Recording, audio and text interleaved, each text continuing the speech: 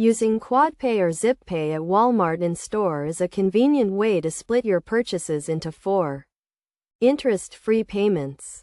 To start, you need to have the Quadpay or ZipPay app installed on your phone and be approved for an account. First, shop at Walmart and add the items you want to purchase to your cart.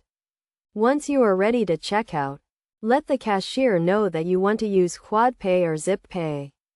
They will then ring up your items and let you know the total cost. Next, open the Quadpay or ZipPay app on your phone and navigate to the checkout section.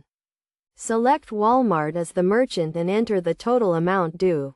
The app will then prompt you to confirm the payment and split the total into 4 interest-free payments. After confirming the payment, a barcode will be generated in the app. Show this barcode to the cashier, who will then scan it to complete the transaction. You will receive a confirmation of the payment and the 4 interest-free installments will be set up automatically. It is essential to note that you need to have a valid debit or credit card linked to your Quadpay or ZipPay account to make payments. Additionally, ensure that you make your payments on time to avoid any late fees.